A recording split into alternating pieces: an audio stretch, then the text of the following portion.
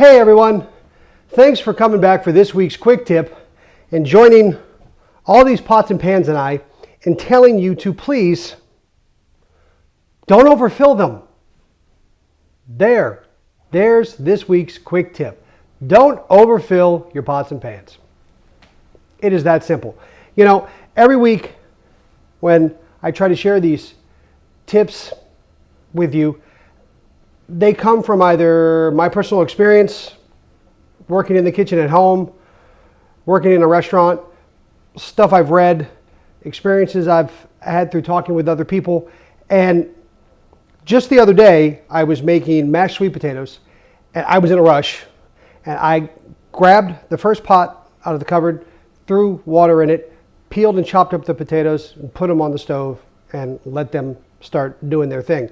While they're boiling and cooking, all of a sudden the water is boiling over, it's going everywhere, it's making a mess. I'm trying to dump stuff out, I'm trying to do the other cooking, and after time had gone by, the potatoes didn't cook right. I had a couple of chunks that were really hard and too firm and not ready to come out of the water, and I had some that were really mushy and falling apart all over the place, and I had a huge mess. And I've been thinking about that the past few days, and it's something that I wanted to share with all of you, especially considering the fact that winter's right around the corner, holidays are coming up, hopefully people are still getting together and celebrating with each other and spending time together. I know in much smaller groups, but I do think it's important to get together and share experiences and create memories, and a great way to do that is around the table and have a meal. So we're doing a lot of cooking at home, and you've got a bunch of different pots and pans in your cupboard, I'm sure, and you should be using the right ones and the right sizes to allow for your food to properly make the magic that is an amazing meal. So let's just take a look at a couple of things and go over a couple of little tricks to make sure that this is happening the way it's supposed to. First of all, if you're sauteing things on the stove, whether it's vegetables, whether it's meats, whether it's seafoods, whatever it is, you've got to give that food enough room to cook, enough room for the sauce to be captured by the protein, or for the protein to soak up and use the herbs and spices that you've given it. And if you crowd everything together, you run the risk of improper heat distribution, so things don't cook evenly. You run the risk of stuff in the middle overcooking while stuff on the outside isn't done yet. You run the risk of stuff overflowing and making a huge mess, which who doesn't love a mess to clean up? So you really want to make sure you have a lot of room. So I've got one pan here, a 10-inch saute pan that I can do some veggies and stuff with. But if I'm going to be doing maybe a one-pot chicken and pasta dish where there's sauce and pasta and veggies and chicken, and I need room for all that, I can't fit all that in this. It'll fit, but will it cook right? So you get one that's just a little bit bigger, and now you've got that much more space. A good rule of thumb, when you put all your ingredients in the pan, you want about a half an inch away from the edge.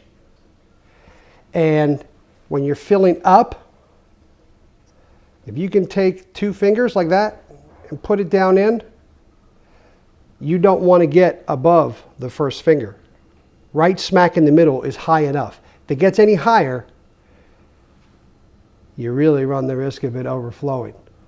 If it gets any farther out, I promise you that what's in the middle is going to be done, and what's out here is going to need a few more minutes, and you're not going to be able to move it.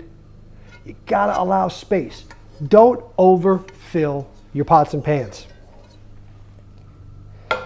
How many different size pots do you have? Got the big ones, the small ones, the huge Dutch ovens. The more space you give all that food, the more space you give all that liquid to bubble and boil and simmer and marinate together, the better. Even heat disbursement. Prevent boiling over.